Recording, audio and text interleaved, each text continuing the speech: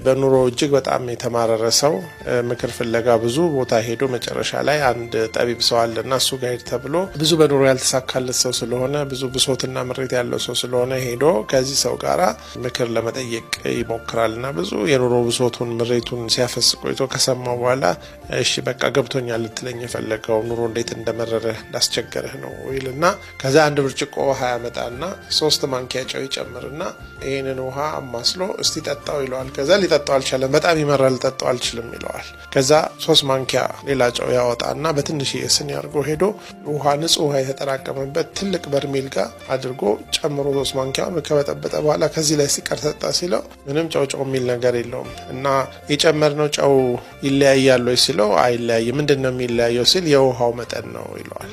እና ህይወት ለሁሉም ሰው የሚመር ነገር አላት። ጥያቄው በምን አይነት ወይም በምን ያህል ውሃ ውስጥ አድርገህ ነው የምትጠጣው የሚለው ነው። ይሄን አስበዋለውና ከዛ ደግሞ ቤት ገቡና የሚያቃጥል እንደ አዋዜ ቆጭቆጭ አይነት ነገር ያመጣና በአንድ ትንሽ ቁራሽ ዳቦ ላይ በጣም ይዝቅና ጉረስ ይለዋል። ከዛ ሲጎርስ በጣም ተቃጥሎ ውሃ ይጠጣል። በጣም የሚያቃጥል ነበር።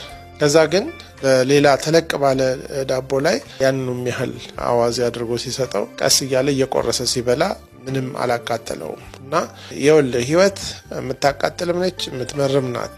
ነገር ግን የሚያቃጥለውና የሚመራውን ነገር ሳይሆን የምትለውጠው ለመለወጥ ስልጣን ያለህ ያንን የምትበላበትን ዳቦ ወይንም ደግሞ የምትጠጣውን ውሃ እንደሆነ የምትቀይረው።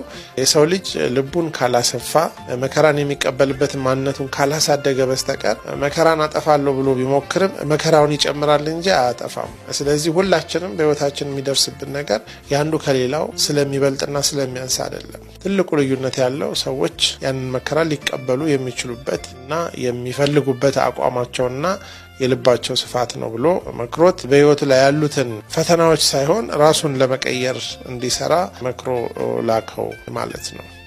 ሁለት አሳ አጥማጆች ጓደኛሞች ናቸው እና ተጠራርተው የአሳ ማጥመጃ እቃቸውን ይዘው ብዙ ጊዜ ካጠመዱ በኋላ ደግሞ እዛው አሳ ጠብሰው ይበላሉና ለረጅም ጊዜ አልተገናኙም ነበር እና ተነፋፍቀውም ስለነበረ እቃቸውን ይዘው በጣም በደስታ ለማጥመድ ወደ አካባቢው ራቅ ወዳለ አንድ ሐይቅ ቦታ ይሄዳሉ። ከዛ ፈንጠር ብለው ለማጥመድ ይሞክራሉ እና አንደኛው ልክ መረቡን ጥሎ ብዙም ሳይቆይ ያን ጥሩ ትልቅ አሳ ይዝና በጣም ደስ ብሎት ይሄን እዚሁ ነው የምንበላው ወይም በላው ብሎ እሱን ጀልባ ውስጥ ያስቀምጥና ሌሎች አሳዎችን ለማጥመድ ይሞክራል።